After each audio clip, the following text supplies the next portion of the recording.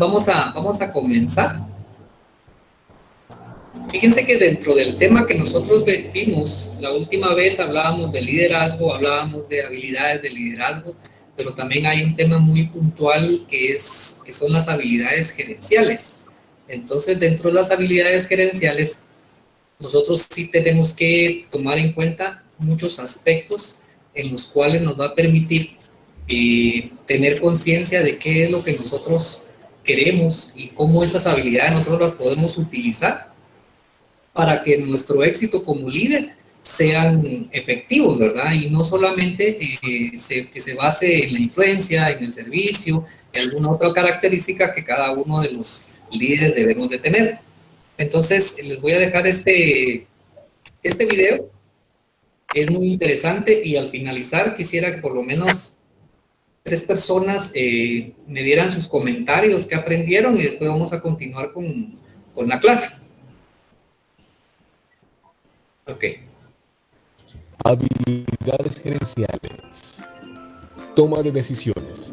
La toma de decisiones es el proceso mediante el cual escogemos entre 2 o más alternativas. Para los administradores, el proceso de toma de decisión es sin duda una de las mayores responsabilidades, por lo que contar con un modelo para la toma de decisiones es lo más recomendado. Un gerente debe conocer los pasos que debe seguir para la resolución de un problema. Primer paso. El primer paso es identificar y diagnosticar el problema. El segundo paso es generar soluciones y alternativas. El tercer paso es la selección de la mejor alternativa. El cuarto paso es una evaluación de las alternativas. El quinto paso es la evaluación de la decisión tomada. Y el último paso es la implementación de la decisión.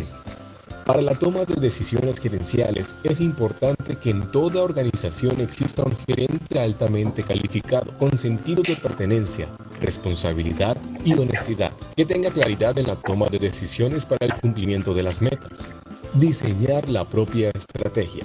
El diseño de la propia estrategia profesional implica tener un plan B que responda a la pregunta: ¿qué haré si la primera opción falla? Para obtener respuesta, esta pregunta debe fundamentarse en 3 factores de éxito profesional: la fijación de objetivos profesionales valiosos, el estudio del terreno por el que nos moveremos, la creación, mantenimiento y utilización apropiada de nuestros contactos personales. Hoy en día, diseñar la propia estrategia profesional ya no es únicamente una medida para conseguir un razonable éxito profesional. Es además una necesidad para aquel que quiera sobrevivir en un mundo en constante evolución organizacional. Es así que si la estrategia que se diseña es la correcta, el directivo conducirá a la organización y su gente al éxito. Gestión del tiempo. La gestión del tiempo significa el desarrollo de 3 elementos clave. Primer elemento, la delegación. Delegación en el tiempo, es decir, la capacidad para distinguir entre lo que es urgente de lo importante o lo necesario. Delegación en otras personas. La acción que conlleva una comprensión clara y un compromiso entre el jefe y el subordinado. Segundo elemento, agenda. Es imprescindible disponer de un sistema personal de gestión que facilite la planificación. Las características que debe tener una agenda son: debe ser un instrumento y no un fin en sí mismo. Debe acomodarse a las exigencias de la organización o de la actividad que se desarrolla. Y debe ser un sistema sencillo y fácil de manejar. Tercer elemento, equilibrio. Consiste en asignar el tiempo necesario a cada actividad profesional, teniendo en cuenta que debe tener tiempo para las actividades personales. Gestión del estrés. Estrés significa una influencia mental y emocionalmente disruptiva e inquietante. Normalmente se asocia a la tensión provocada por un exceso de actividad o de trabajo. Para controlar el estrés, el gerente primero debe identificar qué lo ocasiona. Para ello, debe preguntarse: ¿qué circunstancias me produce esos efectos indeseados? Después de su identificación, dispone de 2 opciones: interpretar las cosas de distinta manera o cambiarlas. Liderazgo. El papel de un líder es crucial. ¿Qué hace que un líder sea muy efectivo? La respuesta podría estar en que se le pueda atribuir una determinada combinación de rasgos intelectuales, actitudes y aptitudes. Las principales características intelectuales de un líder son: la inteligencia práctica, es la inteligencia a los entornos de la vida diaria y sus requerimientos. Anticipación es la capacidad de anticiparse a los acontecimientos. Toda persona que aspire a mandar debe ser un gran trabajador, no solamente por el número de horas que dedique a su tarea, sino por el grado de compromiso e implicación personal. La actitud del gerente debe ser pragmática y flexible, centrada en las necesidades de la empresa. Varios autores coinciden en que las aptitudes que debe tener un líder son las siguientes: correcta expresión oral y escrita, apertura a las ideas de otros, saber educar tareas y personas, mantener la cohesión del equipo, proporcionar un alto nivel de empuje y enfocar las situaciones de manera peculiar. Motivación. Para motivar convenientemente al personal es necesario conocer previamente los factores que producen la satisfacción o insatisfacción de un trabajador en su puesto de trabajo. Esta es una de las habilidades principales que debe tener un gerente. Los factores que producen una gran satisfacción en el trabajo por lo general son logro, reconocimiento, el trabajo en sí mismo, promoción, crecimiento. Los factores que producen extrema insatisfacción en el trabajo son normas y procedimientos de gestión de la empresa, supervisión excesiva, relaciones con el supervisor, condiciones de trabajo y salario. Si bien es cierto, estas son una de las habilidades gerenciales más reconocidas por diversos autores, es necesario aclarar que más que 12 habilidades gerenciales, es un conjunto de habilidades, cualidades y características que de forma integral construyen lo que es un gerente exitoso. Presentado por Alex Duván Puentes.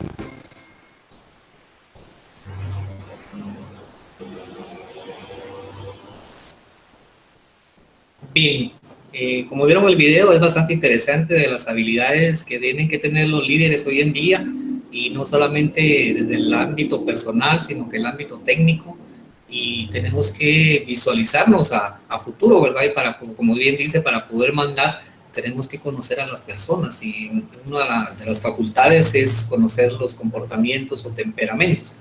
¿Alguien me podría por lo menos platicar qué comprendió del video? ¿Qué le dejó?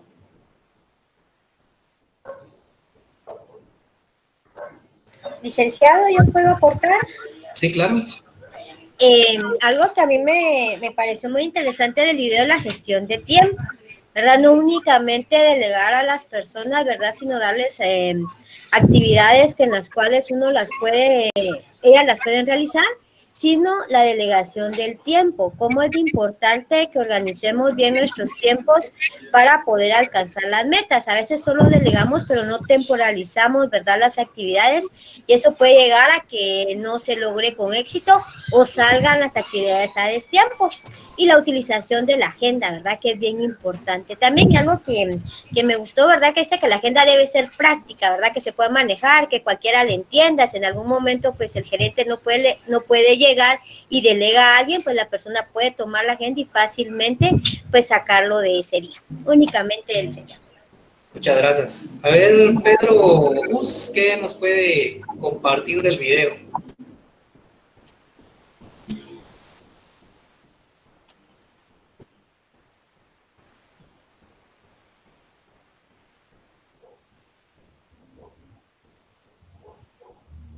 Le escuchamos, Pedro.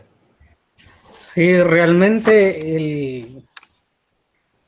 el liderazgo tiene que tomar las características de las habilidades, planear, más que todo, pues la planeación va. Y llevar un control. Muy bien, muchas gracias. Mónica, cuéntenos. Gracias, buenas tardes. Algo que me gustó bastante es los factores de satisfacción.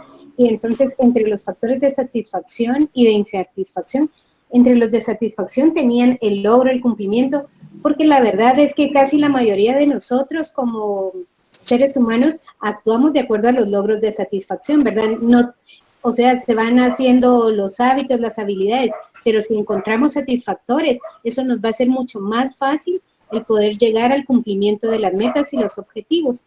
O lo contrario, ¿verdad? Si esto no me trae ninguna satisfacción, yo voy a hacer el trabajo de mala manera o quizás mal hecho, y entonces creo que es uno de los factores bien importantes para poder gerenciar.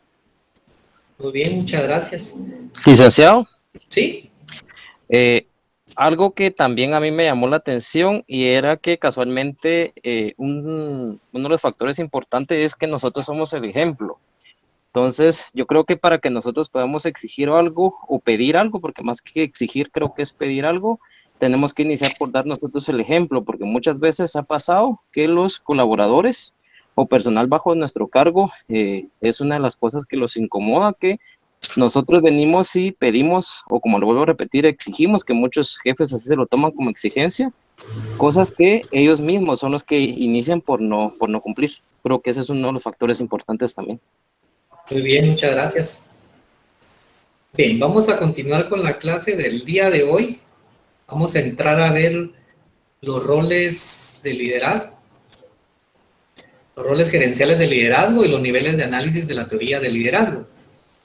Acá es bien importante tomar en cuenta que dentro de los roles más de los que ustedes observaron en el video, uno en la vida personal tiene muchos roles que muchas veces pueden ser delegados, otras veces pueden ser asumidos derivados de alguna situación que nos pueda dar, o bien son aquellos roles que por naturaleza nosotros logramos desarrollar incluso durante el ejercicio de nuestras funciones en un cargo público o en un puesto privado, o bien cuando uno tiene su propia empresa. Es importante, jóvenes, de que la palabra gerencial no nos confunda desde el punto de vista de que tienen que ser los gerentes los que tengan que tener estos roles. El rol gerencial va más allá, va desde el punto de vista de la persona como tal, cómo implementa esas habilidades a través de esos roles y logra influir en su gente, en las personas, en los trabajadores, en los hermanos, en los papás, en los hijos, en la familia, en la cuadra, en toda la sociedad. Por eso desde el principio mencionamos que el liderazgo es eminentemente social, porque aquí es donde nosotros empezamos a practicar esos roles y llevándolos a un nivel gerencial, como aquel ejemplo que yo les daba del niño que llevaba las golosinas y se ponía en un puesto X porque identificó que ahí había una venta masiva. Ese es un rol de él como gerente de su propio negocio. Entonces tenemos que aprender nosotros a definir esos roles.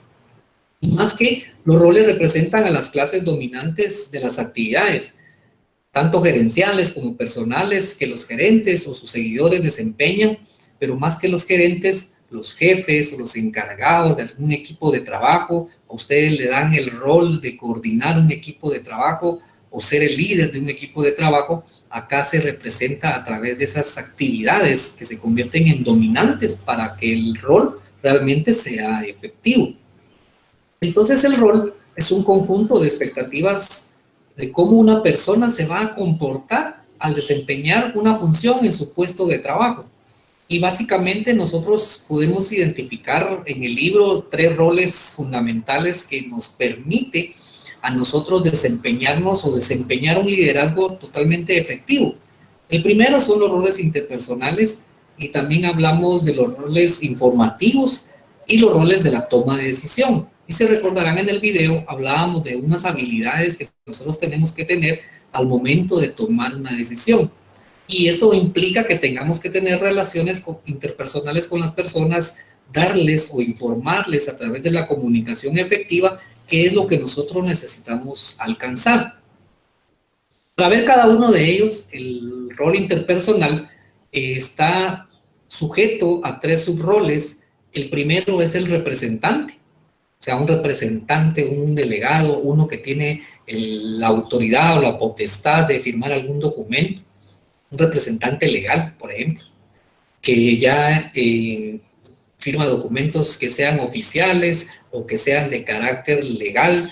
Por ejemplo, un contrato tiene la capacidad de que se le delegó la firma para poder hacer un negocio.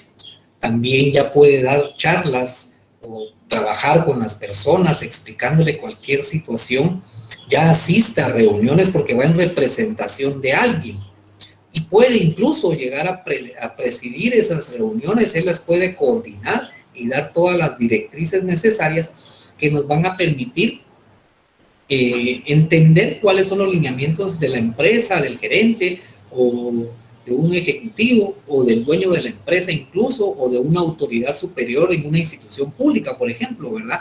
Muchas veces en las instituciones públicas se maneja mucho el tema del representante legal, que firma todos los documentos y tiene ciertos parámetros de montos en los cuales él puede firmar un documento que se convierte en algo oficial. En las empresas privadas también hay personas que les delegan esa potestad para poder hacer esos negocios y firmar contratos, hacer negociaciones, les dan carta libre, pero eso se debe principalmente a que este rol interpersonal se convierte en un empoderamiento que yo le doy a los trabajadores, un empoderamiento que le doy a alguien para que él me represente. Y luego está su rol de líder, donde ya tienen una capacidad de contratar, tiene toda la facultad y la libertad de tanto de contratar como de capacitar. También da instrucciones específicas en base a una agenda que mencionaba en el video, donde establece y planifica qué instrucción es la que necesita dar y que sea comprensible principalmente. De nada me sirve a mí dar una instrucción si esta no es clara. Y nosotros como estudiantes, como profesionales, tenemos que aprender a redactar, y para poder aprender a redactar y aprender a hablar, necesitamos leer bastante. Mientras más uno lee, mejora su vocabulario y emite expresiones que son comprensibles ante los demás. Por ejemplo, yo les diría, ¿será correcto decir no tiene nada? ¿O será correcto decir no tiene algo? Realmente lo correcto es no tiene algo, porque si usted dice no tiene nada es porque sí tiene algo. ¿Se dan cuenta cómo nosotros constantemente decimos es que no tengo nada, es que no tengo esto, es que no tengo lo otro? Y siempre repite la misma palabra, entonces se convierte en un pleonasmo y a la larga estamos dando una instrucción contraria. Por eso es que, por ejemplo, en mi trabajo, cuando se hace una acusación de un hecho delictivo, es muy importante saber redactar y poder dar una instrucción, porque si yo emito un comentario como estos de que no tiene nada, automáticamente me pueden votar mi caso y la persona puede salir libre. Entonces sí, tiene que tener mucho interés uno en leer bastante, que le permita dar esas instrucciones, incluso al momento de capacitar, saber hablar ante las personas, hacer gesticulaciones, ser bien claro en lo que uno quiere expresarse y lo que uno quiere decir para que la persona comprenda y esa comunicación realmente sea efectiva. ¿Por qué? En cuanto yo como líder doy capacitación, doy buenas instrucciones, me permite evaluar el desempeño de una mejor forma a los trabajadores. Pero si yo doy una instrucción que a la larga la interpretación es confusa, ¿cómo yo pretendo evaluar si la instrucción no ha sido clara? Y si yo capacito de una forma inadecuada a mi personal, ¿cómo pretendo yo evaluar el desempeño derivado de una capacitación? Entonces, ahí es donde el líder entra con ese rol básicamente de tener esas relaciones interpersonales. El otro rol es el enlace. El enlace ya es participar en comités con miembros externos, ya asista a reuniones, convoca y visita personas para mantenerse en contacto. Es el enlace de comunicación entre la parte que está del otro lado y mi persona. Yo como un rol de enlace tengo esa facultad de venir y participar en diferentes reuniones. Tengo la facultad de convocar también. ¿Por qué? Porque me han delegado en mi empresa, en mi institución, el jefe me ha delegado que yo sea el enlace de comunicación con otras personas. Entonces, por supuesto que en la toma de decisiones tiene que existir un parámetro más que me diga, mire, usted va a ser el enlace, pero además va a tener la libertad de tomar una decisión.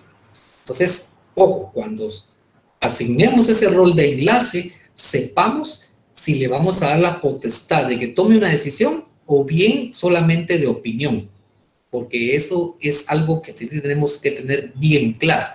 El enlace puede tener esas dos facultades y cuando uno le delega cierto empoderamiento para una toma de decisión, él ya tiene esa facultad de convocar a las demás personas.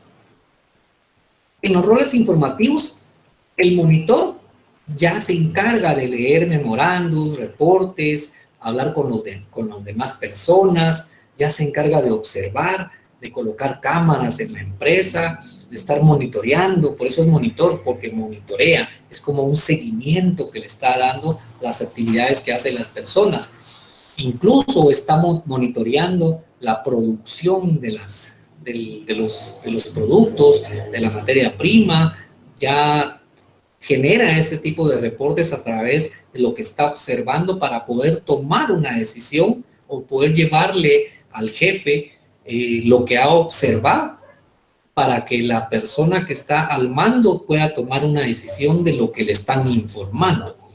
Y entonces entra la actuación de ese rol difusor, donde ya le transmite toda esa información de una forma oral o de una forma por escrito o por correo electrónico o por videoconferencia, y le dice, mire, lo que está sucediendo es esto, de acuerdo a lo que yo observé. Entonces se observan esos dos roles muy amarrados cuando uno se tiene y asume esos roles informativos.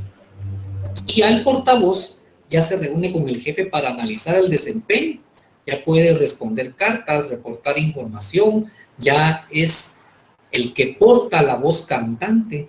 Puede hacer que el jefe no tiene la capacidad de dar una capacitación y le delega el rol informativo a esta persona para que él sea el portavoz de las ideas del jefe o de las ideas de un equipo de trabajo.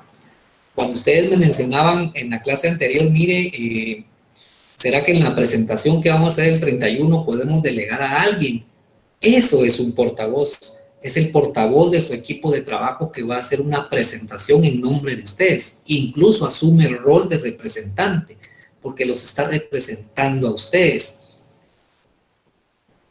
Luego tenemos los roles de decisión, y esa es incluso no solamente como rol, sino que es una gran habilidad que tiene que tener un líder en la toma de decisiones. Y aquí hay 4 roles bien fundamentales, en los cuales yo estoy seguro que todos ustedes los tienen, y lo que tenemos que hacer es desarrollar esos roles de la decisión. Tenemos que tomar una decisión al momento de ser un emprendedor, desarrollar productos, y el emprendedor básicamente ese es uno de los mejores roles que a mí me llaman la atención o que me fascinan prácticamente, porque uno ya viene y presenta proyectos a la empresa para mejorar los servicios, para desarrollar los productos, para mejorar los productos. Entonces se convierte en una persona que promueve nuevas formas de procesar tanto esos productos como servicios. O sea, en el sector público muchos se quejan de que no sirve, que no funciona, pero ¿qué estamos haciendo nosotros desde lo interno de la institución para mejorar esos servicios? ¿Será que si no sirven es porque nosotros no estamos funcionando? En el sector privado también hay deficiencias en el servicio, en los productos, y si no funcionan es porque a lo interno hay trabajadores que están acomodados y que no generan nuevas formas de procesar esto. Entonces, yo tengo que ser un emprendedor constantemente. Yo los invito a que ustedes sean emprendedores. Ya recibieron en Almond 3 emprendimiento, mercadeando y todo lo demás, donde emprendieron una nueva forma de procesar un producto, la nueva forma de comercializar un producto, la nueva forma de dar un servicio con calidad y calidez. También el emprendedor se enfoca en presentar un proyecto para adquirir equipo nuevo, por ejemplo. En esta época de la pandemia, un excelente emprendedor es aquel que dice, bueno, ¿qué necesitamos para tener un teletrabajo? Necesito un buen equipo, que mi trabajador tenga buen equipo, que tenga unos buenos auriculares para poder escuchar, que tenga un micrófono especial que aísle el sonido alrededor por algún ruido de algún animalito o de la familia, incluso que están hablando. Eso es lo que nosotros tenemos que emprender.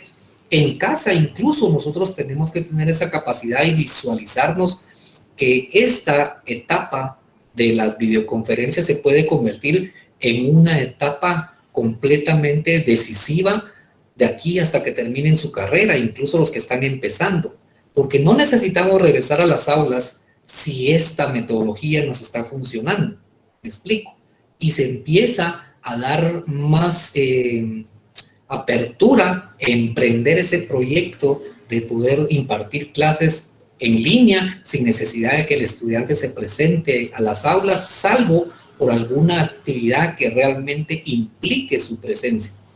Entonces sí, nosotros tenemos que ser emprendedores todo el tiempo. Y ojo, repito, si usted emprende un proyecto y no le es tomado en cuenta, no se desilusione, no se desanime, jamás se sienta derrotado, al contrario, no se detenga, siga adelante. Recuérdese que puede hacer que sea su última oportunidad, entonces tenemos que aprovecharla al máximo. Nosotros básicamente sí tenemos que tratar la manera de tener esa visión para que podamos compartir o generar nuevas ideas que beneficien a la empresa o a la institución y aprender a gestionar problemas, que ese es otro rol muy importante. No todos somos gestores de problemas, no todos podemos solucionar conflictos. Hay un tema de resolución de conflictos que lo vamos a ver más adelante. Yo les tengo preparado una información muy importante donde un conflicto depende también del estado de ánimo de la persona. Y esto puede provocar en las empresas a través de una huelga, que esta puede ser una huelga planificada por todos los trabajadores o una huelga sindical. ¿Cómo yo puedo gestionar para que hacer una negociación que permita calmar esas aguas, esos comportamientos de las personas y llegar a ciertos acuerdos que no perjudiquen a todas las personas? Me explico, que perjudique en nada a las personas, más bien que sea ganar, ganar. Pónganse eso en la mente. Siempre cuando uno gestiona o trata la manera de resolver un conflicto, siempre hay que pensar en ganar, ganar. Luego el gestor de problemas también se encarga de ver y analizar por qué la demora en la entrega de los productos, a qué se debe que existe una demora en la entrega de los servicios. Trata la manera de venir y gestionar esos inconvenientes que se dan para poder agilizarlo. De repente en la cadena de valor, alguna dependencia, alguna área de trabajo no está funcionando, entonces él gestiona con quien corresponda para ver si existe la posibilidad de solventar ese inconveniente que se está dando y poder agilizar para evitar ese tipo de demora. Y también está acostumbrado a tener un programa ajustado a lo que se tenga que cumplir, ¿verdad? Él gestiona para que no exista ningún inconveniente y cumplir con esa programación que yo hice en el año o esa programación que yo elaboré o diseñé para implementar un proyecto de desarrollo, un proyecto comunitario, un proyecto organizacional, un proyecto personal de vida, X, cualquier cosa. El que tiene el rol de decisión en la gestión de los problemas tiene un protagonismo muy esencial porque puede llegar a solventar anticipadamente, incluso aún no teniendo los problemas, pero sí se puede anticipar para que estos se lleguen a dar. Ese es el rol uno de los más importantes. Y el rol aquel de quien asigna los recursos, este es uno de los más codiciados, ¿verdad? Porque es el que decide qué se hace ahora y es el que determina quién recibe el tiempo extra. Entonces, ¿cómo asigno yo los recursos? El rol que me dieron, bueno, me dan la facultad de decidir cómo le voy a pagar el tiempo extra a los trabajadores, cómo voy a hacer, a quién le tengo que asignar los recursos para que funcione. De repente todos me hacen peticiones, pero yo decido a quién le asigno los recursos para que realmente cumpla.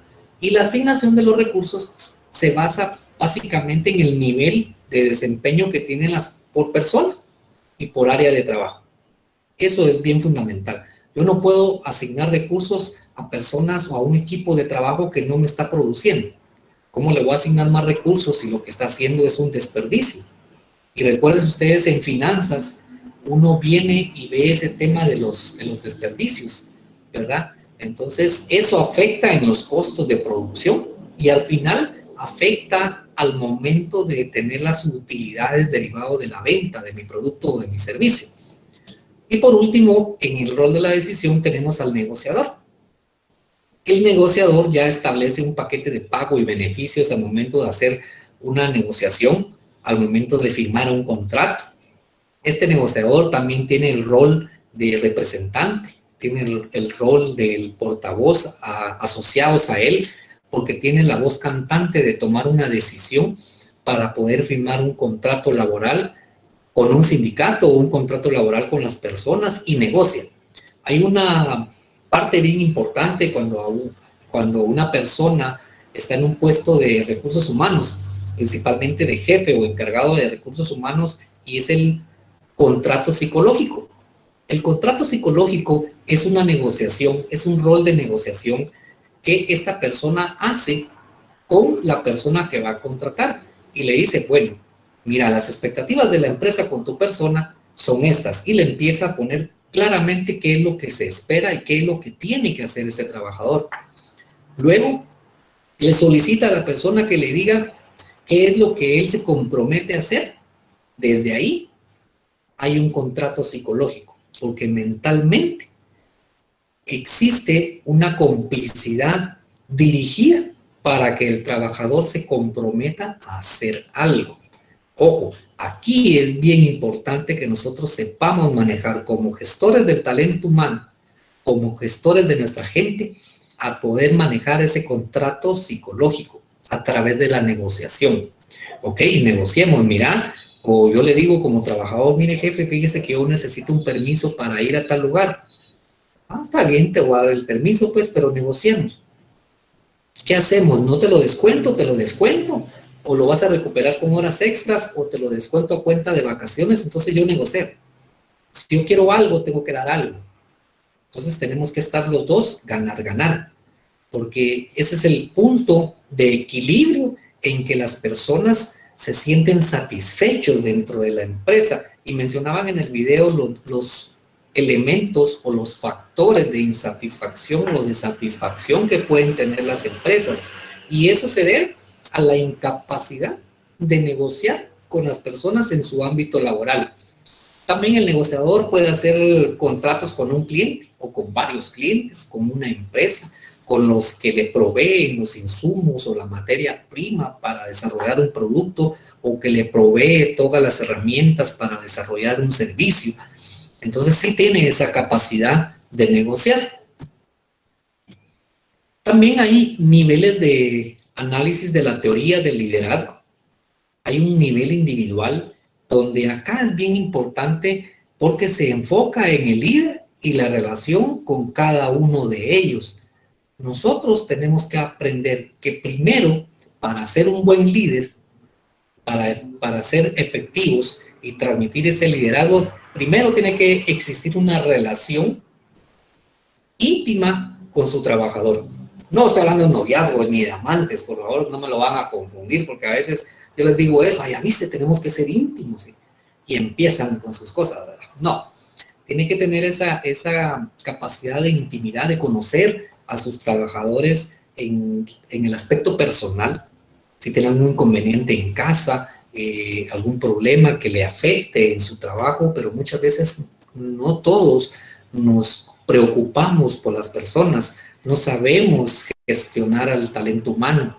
A esto se le llama también un proceso diádico, y el proceso diádico o la diada, como normalmente le decimos, es aquella reciprocidad que existe cuando yo les digo algo y ustedes responden. Ese es un proceso diádico, tal vez ni lo sabían, pero eso es. Yo les doy una instrucción, yo influyo en ustedes, por ejemplo, y ustedes se sienten influidos y responden. Entonces hay una reciprocidad entre ustedes y mi persona, que a eso se le llama un proceso diádico. También está el nivel grupal. El nivel grupal ya se enfoca en relación entre el líder y un equipo colectivo de seguidores. O sea, yo empiezo primero, tómenlo muy en cuenta, conociendo a cada una de las personas de mi equipo. Tengo que conocerlas al 100%. Y si no puedo al 100, por lo menos máximo o mínimo un 80%. Conocer cuál es su temperamento, conocer cuáles son sus habilidades, cuáles son sus características, cuál es su personalidad, cuáles son sus hobbies, qué le gusta, qué no le gusta, es directo o no es directo, es franco o no lo es honesto, es responsable, es disciplinado. Cuando yo conozco a la persona de manera individual, empiezo a conocer a ese conjunto de comportamientos que se ven enfocados o se ven reflejados en un equipo de trabajo. En un equipo de trabajo hay diferentes caracteres, y ustedes lo saben bien. Muchos son muy enojados, muchos son muy apáticos, muchos son muy callados. Y yo a los callados le tengo miedo a ustedes, porque cuando explotan, explotan por algo, ¿verdad? Entonces, sí tenemos que reconocer este proceso grupal que se enfoca como un líder contribuye a la efectividad del equipo. Porque yo como líder tengo que contribuir. ¿Y cómo voy a contribuir para que este equipo sea efectivo? Voy a contribuir a través de darle las herramientas correctas, las herramientas necesarias para que el equipo de trabajo funcione. Pero si dentro del equipo de trabajo a un miembro de ese equipo de trabajo yo no le asigno los recursos, esta cadena de valor en este equipo de trabajo me va a debilitar todo el proceso. Entonces, le doy a uno, le doy a todos. Y no hay que tener como aquellas preferencias que normalmente tienen algunas personas, pero por compadrazgo, por miedo, porque lo están extorsionando, porque es la esposa del hijo, del hermano, qué sé yo, o porque es la amante, cualquier cosa que ustedes se imaginen, pero que vaya fuera del lugar del tema del nivel grupal. Y por último, tenemos el nivel organizacional. Y este ya se conoce como un proceso organizacional donde los individuos y los equipos contribuyen al éxito de la organización. Aquí ya no es solamente lo individual, sino que lo individual se va armando o va contribuyendo para que un equipo de trabajo empiece a funcionar, y cuando el equipo de trabajo funciona, contribuye al éxito o alcanzar los objetivos y las metas de la organización.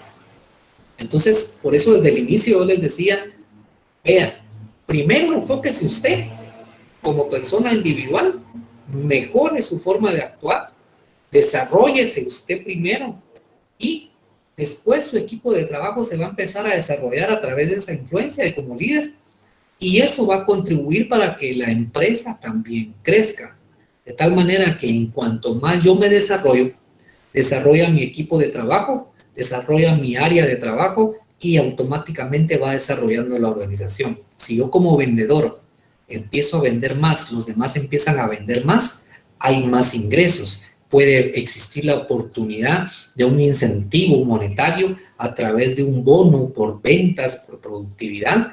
Entonces, y eso lo van ustedes a profundizar en el área de compensaciones. Cómo esta parte donde los equipos contribuyen con el rol de cada una de sus actividades pueden o permiten que la empresa vaya mejorando.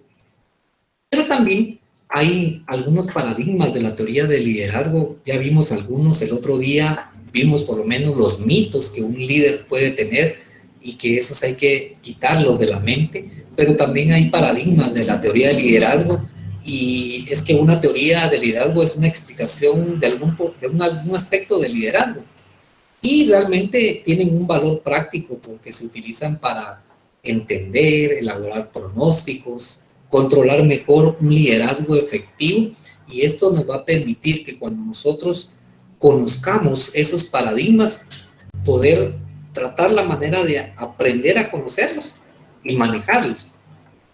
Ya existen ciertas clasificaciones de la teoría del liderazgo como llamadas enfoques de investigación. Hay diferentes formas de enfocar una investigación de liderazgo. Puede ser un liderazgo enfocado en las actitudes, un liderazgo enfocado en los comportamientos, un liderazgo enfocado en los rasgos de las personas, un liderazgo por contingencia o situacional, un liderazgo que permita la integración de las personas.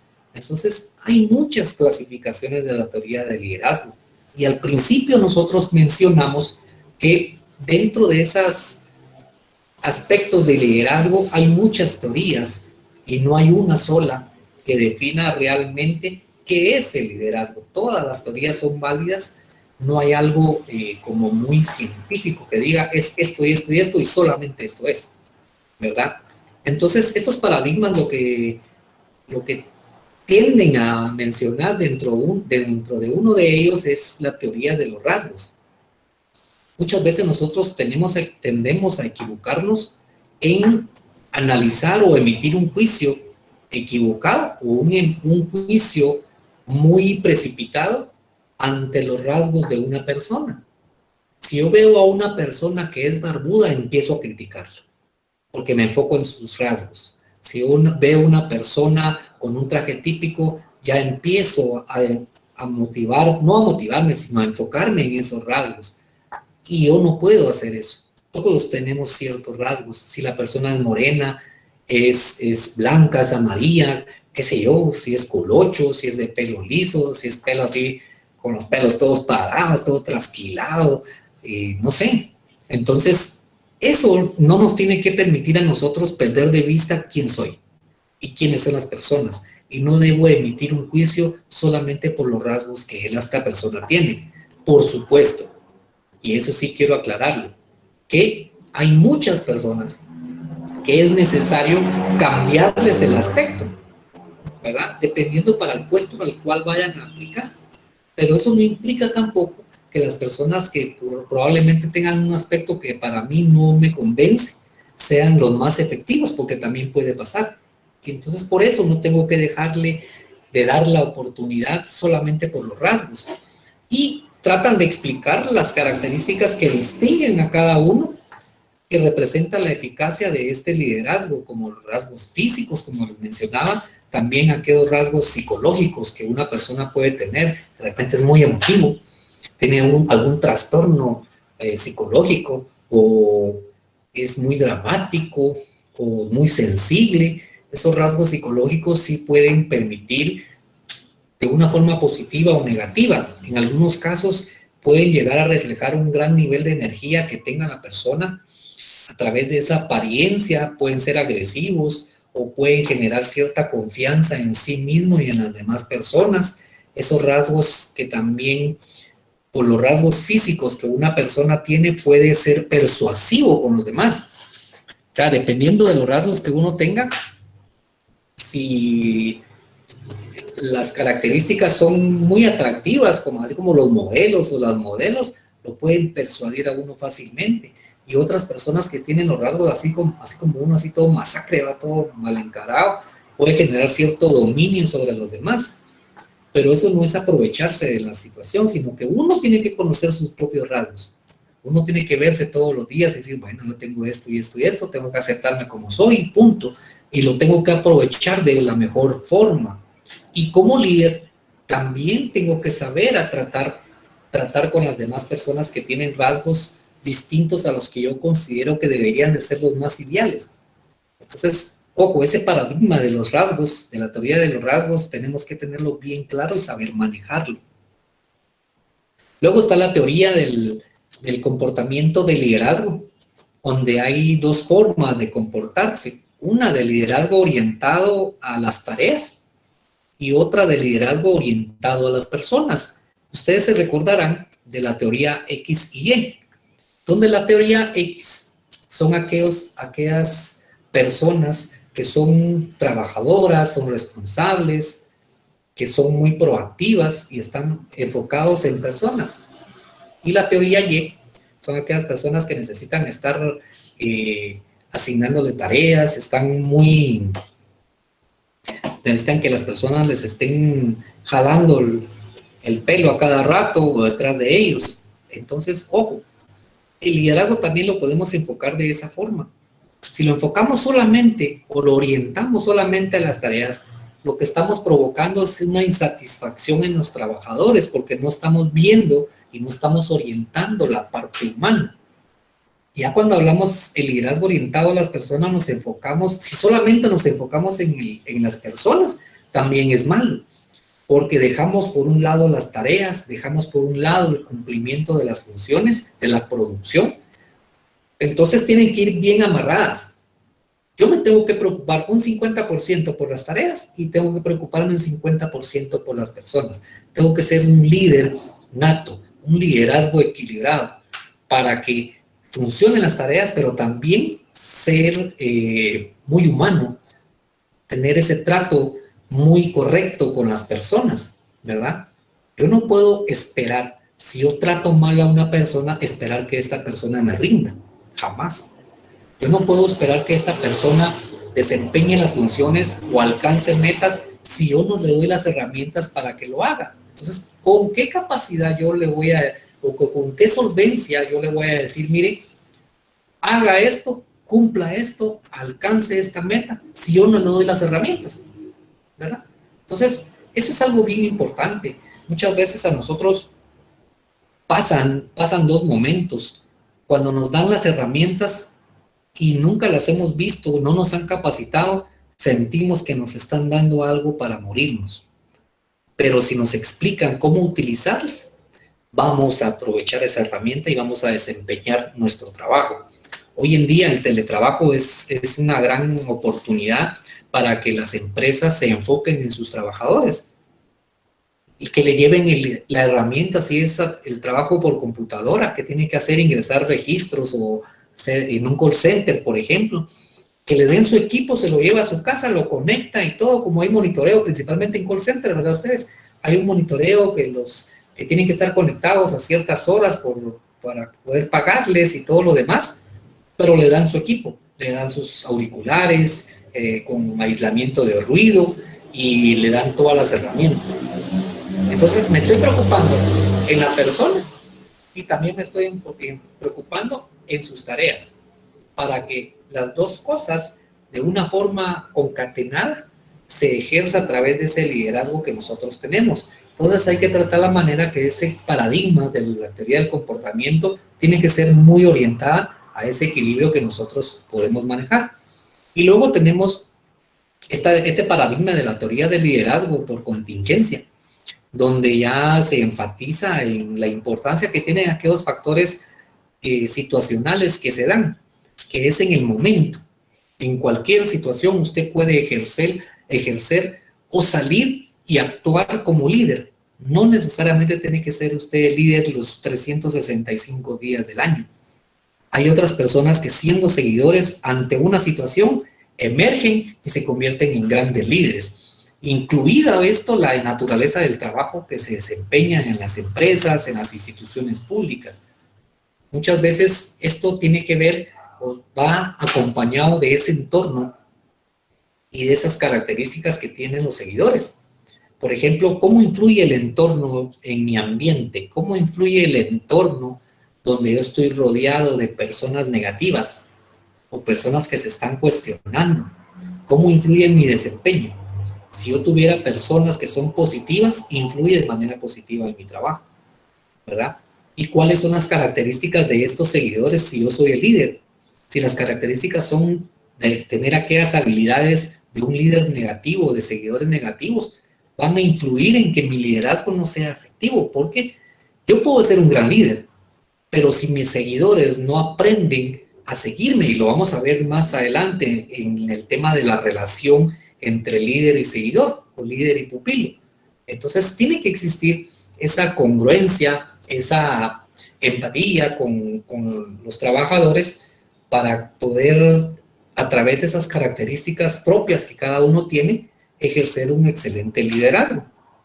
Y esto a través de este liderazgo por contingencia o liderazgo situacional, si lo quieren llamar así, y lo pueden buscar en San Google, hay videos de cómo practicar esto, es bien importante. Luego está la teoría del paradigma, el paradigma de la teoría del liderazgo integrador, donde ya se hace una combinación o se intenta combinar ambas teorías, tanto la de rasgos, la de comportamiento y la de contingencia. Entonces ya es un liderazgo que integra estas tres cosas. ¿Por qué es integrador? Porque es importante que yo lidere no enfocándome solamente en los rasgos, pero si yo me enfoco en los rasgos, sí tengo que saber qué es lo que yo necesito. También, si yo me enfoco en el comportamiento de las personas, tengo que saber cómo liderarlos. Y si yo me enfoco en liderar de acuerdo a una situación, también tengo que saber ante qué situación yo voy a emerger o yo voy a provocar que otra persona asuma ese liderazgo. Entonces, ¿por qué los seguidores están dispuestos a trabajar tan arduo y hacer sacrificios personales? Esa es una pregunta que nosotros nos tenemos que hacer, porque muchas veces están dispuestos a trabajar porque se sienten comprometidos con la empresa, se sienten comprometidos con el jefe. Por lo menos yo tengo varios trabajadores a mi cargo y ellos, derivado del apoyo que uno amablemente les ha dado, donde uno no esconde conocimientos ni nada, les enseña a uno a practicar o a hacer lo que... Ellos están dispuestos a trabajar incluso fines de semana. Me dicen, mire, Lick, no tengo la pena, aquí nos conectamos todos y trabajamos y sacamos este proyecto y lo presentamos el lunes, no hay problema. Entonces, esa es la disposición que uno logra y uno se siente bien satisfecho, vieran, se siente uno con una gran satisfacción y honor de saber que cuenta con personas que están dispuestas a trabajar arduamente todos los días, cualquier día del año, no importa en dónde estén, y también a hacer sacrificios personales. Muchos incluso en algunos momentos han suspendido alguna actividad o están en alguna actividad y se salen y al compromiso del trabajo, pero es porque se sienten influidos a través de un liderazgo que logra integrar todas las situaciones para que sea bien efectivo. Entonces, en esta clase, para acá, ¿sí? Sí, buenas noches, les saluda Mildo. Fíjese que yo tenía una consulta con relación al tema que está tocando en este momento. Y lo que está diciendo, que cuando una empresa brinda las condiciones para que uno de los colaboradores pues se desempeñe de mejor manera, pero también he visto las excepciones a la regla, que hay personas a las cuales se les brindan las oportunidades para que se superen y otras oportunidades más, pero cuando se requiere que ellos den el extra, lejos de que lo den, ellos ya no están dispuestos a hacer eso. Entonces, como que uno lo lleva a un punto de confort donde es solo de dar y no recibir del lado de ellos, ¿verdad? Entonces, porque yo sí me he topado con gente, he estado a cargo de algunos grupos y cuando uno les pide algún apoyo, se molestan. Solamente Sí, gracias. Vea, la situación,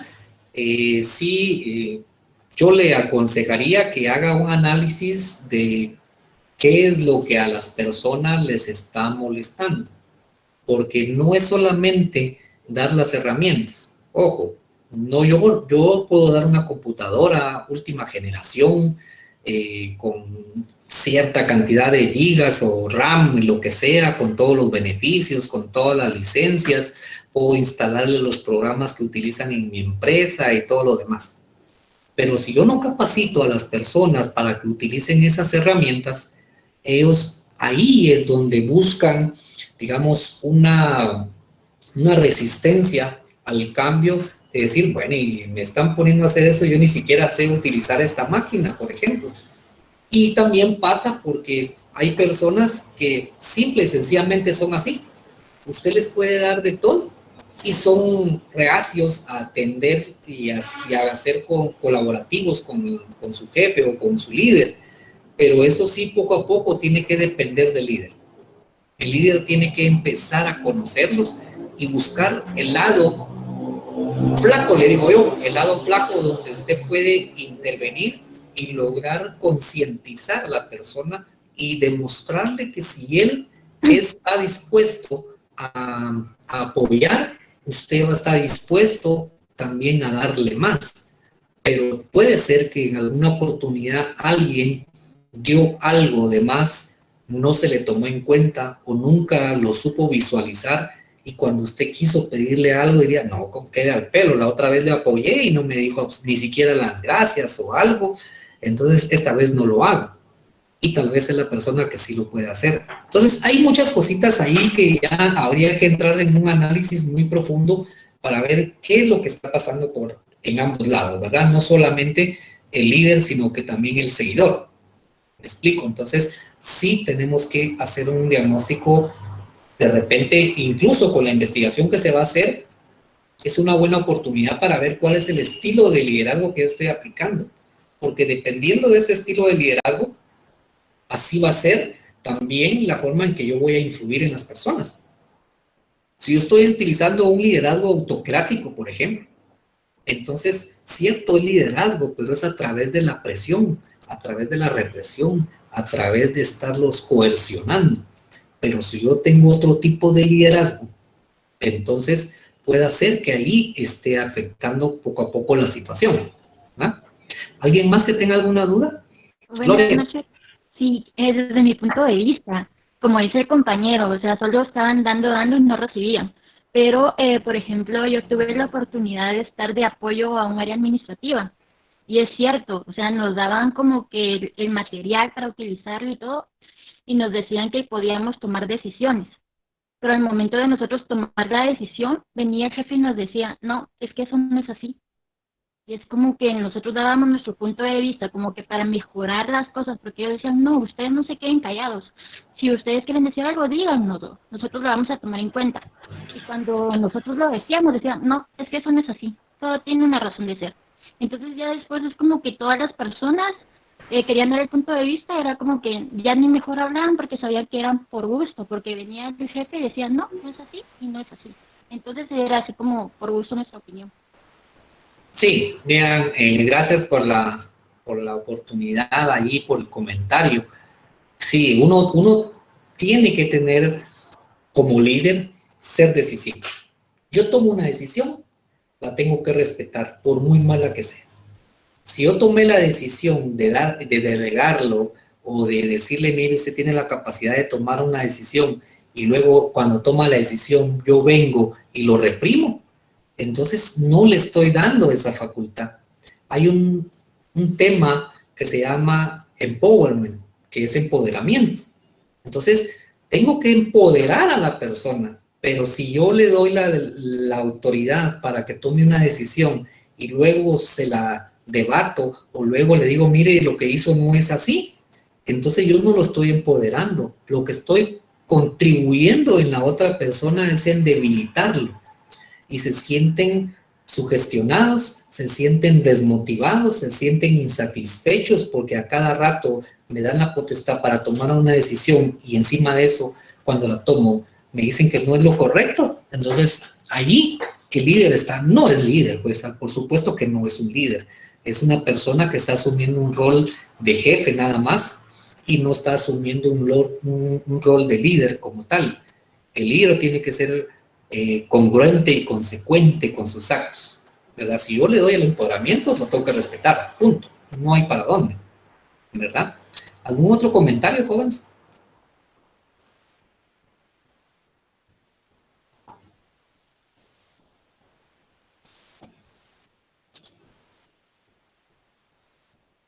Licenciado, en esas situaciones, ¿cómo se puede trabajar a partir de recursos humanos? Porque una influencia directa no se tiene uno con los niveles gerenciales, ¿verdad? Porque uno termina siendo mando medio en algún momento. Entonces, ¿cómo poder orientar nosotros a que se cambien ese tipo de prácticas? Ok, vean.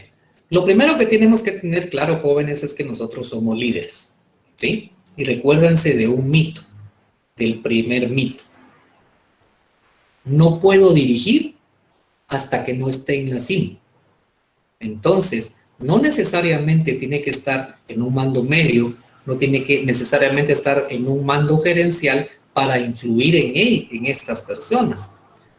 ¿Me explico? Entonces, como líder, usted puede influir en ellos. ¿Y cómo lo va a hacer? A través de demostrarle y presentarle a través de un rol de emprendimiento, un proyecto de implementación para mejora de las conductas de las personas. ¿Cómo yo logro eso? A través de un cambio planeado. Empiezo a planificar un programa de capacitación, por ejemplo, que me permita desarrollar la competencia de una persona de la conducta que tiene. Empezar a cambiar esos hábitos conductuales que tenemos. Y es bien fácil. Las conductas se pueden corregir fácilmente. A través de un lineamiento, a través de una circular, usted puede establecer, o a través de una normativa, usted puede regular las conductas, y la repetición de estas en su aplicación se convierten en un hábito cultural. Entonces ya nos enfocamos en la cultura de las personas. Para ello hay muchas cosas que tenemos que hacer. Primero, hacer un análisis de la situación actual de las personas, detectar qué factores provocan satisfacción o insatisfacción. Hay dos formas de hacerlo. Uno, a través de la aplicación de la teoría de Maslow, que son esos factores motivacionales, y otra es a través de la teoría de Herzberg, que es a través de los factores motivacionales y los factores laborales, que le llamo yo, que son las condiciones que la empresa le puede dar. Entonces, teniendo ese diagnóstico, usted determina qué encuentra. Luego se enfoca y hace un análisis de la cultura de la empresa, que también hay una herramienta para poder hacerlo. Cuando usted identifica esos dos, empieza a armar su capacitación o sus talleres de concientización para mejorar las conductas que pueden ser provocadas por una cultura que ya está enraizada dentro de la empresa o dentro de la organización, y también puede poder contribuir para mejorar esas conductas que están enraizadas derivado de la la forma de satisfacer a las personas. Entonces, sí, hay mucha tela que cortar en ese tema. Es bien importante entender primero que yo sí puedo influir en el mando gerencial. Yo le puedo presentamos como subalterno, yo le puedo decir al jefe, mire, me permite un momento, quiero platicar con usted. Pero uno tiene que prepararse, ¿verdad? Y para prepararse tiene que leer. Y la lectura lo hace uno tener argumentos sólidos para poder defender una teoría, poder defender una hipótesis. Y decirle, mire, fíjese que se ha observado que esta situación en la empresa se está dando por esto y esto y esto. ¿Por qué no, antes de empezar un programa o algo, yo le presento un proyecto para implementar un programa de cambio de conductas?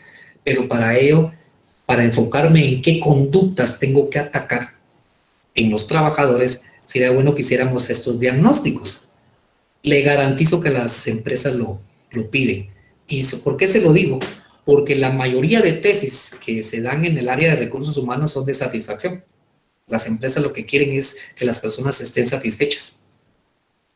Y al estar satisfechas, un mejor programa o un programa de mejora se basa en el cambio de las conductas y el comportamiento de las personas. Entonces, sí, hay muchas formas de poder influir en el jefe. No tiene que ir de cajón y decirle, mire, fíjese que aquí está pasando esto y entonces hay que hacerlo así de una vez. No. Haga el estudio o proponga que hagan el estudio, y cuando arrojen los resultados, analiza qué factores son los más críticos, los cuales hay que atender de forma inmediata.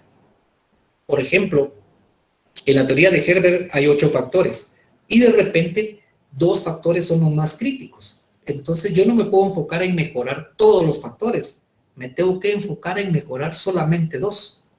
Cuando yo tenga estos, sí tengo pendiente los demás donde existe cierta área de oportunidad, cierta escala, como dijera Lick Mario, de oportunidad donde podemos nosotros más adelante de forma planificada entrar. Entonces, si yo quiero al final de un año conseguir cierto nivel de satisfacción, tengo que ir paso a paso. En los primeros 2 meses atiendo este factor, en los siguientes 2 meses este otro factor, y así nos vamos hasta completar lo que nosotros queremos, ¿verdad? ¿Sí? ¿Alguna duda más?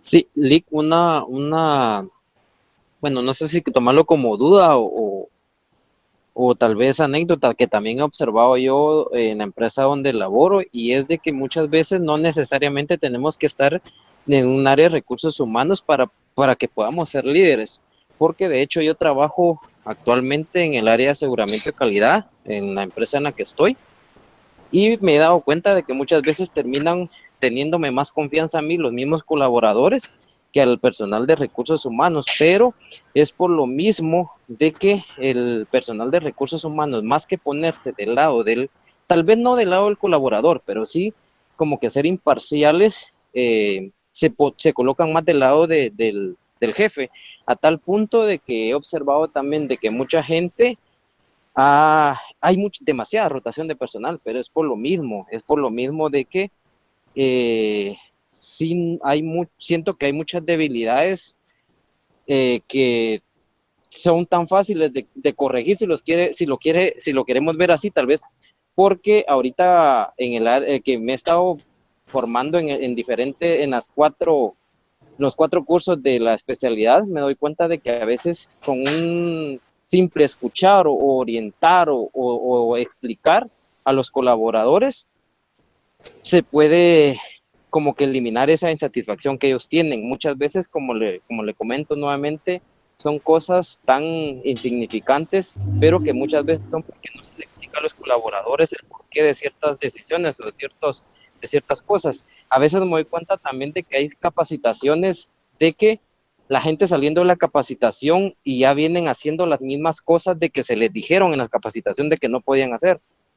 Pero es por la misma insatisfacción que el personal maneja en la empresa, que siento que es como una forma de expresar su molestia o su inconformidad, porque muchas veces lo que ellos necesitan no es ni tal vez que se les reconozca económicamente, sino tal vez con un gracias, con un felicitaciones o con cosas tan simples que no implican tal vez ni monetaria ni recursos económicos, pero que hacen sentir muy bien al colaborador. Eso me he dado cuenta yo, y como le digo, de que muchas veces con el tan solo hecho de que lo escuchemos y que le digamos, mira, te felicito porque realmente hiciste un excelente trabajo, la gente uno la motiva un montón, pues se ve en la actitud de felicidad que ellos se les observa en el rostro, cosas tan simples, pero de tan gran valor para un colaborador. Correcto, vean, lo que dice Osben es bien cierto, pero sin embargo también, sí, es bien cierto, y uno cómo puede lograr que las personas estén satisfechas en su trabajo. Les mencionaba que hay dos teorías, una de Herbert y una de Maslow, pero principalmente la de Maslow. ¿Por qué? Porque la de Maslow se enfoca más, no tanto en la satisfacción como tal, sino que se enfoca primero en el clima, en el clima laboral de la organización. Y recuerden ustedes que uno de los pilares de la teoría de Maslow es la realización, que es el último pilar, es el que está en la cúspide. Entonces, yo necesito provocar o motivar a las personas para que se sientan realizadas. Y otro de los pilares es el reconocimiento. Entonces, ¿cómo voy a reconocerle yo al trabajador? Hay diferentes formas de hacerlo. Ustedes lo van a ver también en competencia, lo van a ver en capacitación, lo van a ver principalmente en compensaciones. Yo puedo dar un reconocimiento de una forma monetaria o no monetaria, que a la larga se convierte en un incentivo, incentivar a las personas. Pero muchos nos equivocamos y creemos que motivar a alguien es darle un aumento. Equivocado. La motivación jamás se alcanza con un incremento salarial. Ojo, eso que les quede claro. ¿Por qué? Pero es que yo me siento motivado, Lee, ¿cómo dice eso? Si a mí me aumentara, yo me sentiría motivado. Le dura 3 segundos esa motivación. ¿Por qué? Porque sabe que le van a aumentar, ni siquiera le han pagado ese aumento y usted ya lo tiene comprometido con tarjetas de crédito, ya lo comprometió con su novia, con cualquier cosa. Dice, ay, ahora ya voy a tener a fin de mes 500 quetzales más, yo ya sé que voy a comprar esto. ¿Y qué pasa si se lo ofrecieron a fin de mes, al inicio de mes y al final de mes llega y no le pagan? Porque sucedió alguna situación de que no llegó un lote, o no llegaron las remesas, o no hubo muchos ingresos, no hubo mucha venta en ese mes. Le van a decir, mire, tal vez hasta el próximo le va a salir su aumento y usted ya se comprometió. Se va a desmotivar. Entonces, ese no es un motivo no es un factor de motivación. El salario jamás, ¿verdad? Es un salario, es un factor de satisfacción y es un factor de clima organizacional. Eso que les quede bien claro. Y es bien cierto. Uno con un reconocimiento fácil, una palmadita en la espalda, un gracias, hiciste bien tu trabajo, felicitaciones, no necesita darle plata, solamente con una nota o una carta indicándole, te felicito porque este mes trabajaste de una forma efectiva, seguí así, excelente, qué bueno. O mira, a través de un incentivo no monetario, toma, te voy a pagar un desayuno con tu familia, promover esas conductas, promover esos programas de mejora para que las personas se sientan atraídas y se sientan identificadas con la empresa. Lo que está pasando en sus empresas es que las personas no se sienten identificadas. Hay algo bien característico en muchas empresas, ya ahorita vamos a terminar, y es que a muchos les dan su uniforme, pero se los descuentan de su salario. Eso no es motivar, eso no es tener satisfecha a la persona, eso no es generar identificación con la persona. Yo se lo voy a dar, quede al pelo, le estoy dando un uniforme para que me haga propaganda gratis y encima de eso le estoy cobrando por ello. Eso no es correcto. Esa es mi teoría. Yo lo he demostrado y lo he ratificado en decirle, mira, por lo menos yo trabajé en Avícola Villalobos, les cuento. Ellos cada 6 meses me daban uniformes completos, gratis, playeras, camisas polo, pantalón de lona, 3 pantalones de lona. A los 6 meses yo me había gastado tal vez un pantalón, y ya me daba otros 3 pantalones. Yo me paré con una cantidad de pantalones nuevos, botas, Rino, zapatos Rino, ustedes los conocen, son carísimos, jamás me cobraron un centavo. Entonces yo con todo orgullo andaba con mi playera, con mi camisa que dijera Pollo Rey, y llegaba a la universidad a estudiar con ellos porque me sentía bien identificado, pero jamás me lo cobraron. Si me lo hubieran cobrado, yo en el camino me cambio. Sencillo, y eso pasa, ¿verdad? Entonces, hasta aquí llegaríamos la clase el día de hoy, jóvenes, los esperamos en la próxima semana. Ahí les va a llegar una, desde ya, háganme el gran favor de, en el libro está la página, en la página 13 del libro, ustedes pueden, hay que desarrollar la aplicación del concepto 1-2, que son los roles de liderazgo. De igual forma, háganlo de forma objetiva. Las instrucciones son bien claras, ahí tienen que resolver, es una página sencilla, es la página 13, usted lo puede encontrar ahí, y de igual forma, el coordinador del equipo va a reunir todas las tareas en PDF cuando las termine, y él va a ser el encargado de enviar un solo correo a la licenciada Gabriela. Entonces, eso es lo que yo les encargo para la próxima semana. Tienen el fin de semana para hacerlo. Desde ya les pido que lean su capítulo 2. Ya la otra semana entramos ya a ver el capítulo 2. Capítulo de 1 al 4 va a entrar en el primer parcial, ¿verdad? De una vez se los anticipo. Capítulo del 1 al 4 entran en el primer parcial. ¿Ok? Entonces, quedamos así, jóvenes, y que pasen una bendecida noche. Gracias, igualmente, Lick. Muchas gracias, licenciado. Feliz noche. Bendiciones. Noche, Lick. Feliz noche, licenciado. Buenas noches, Lick.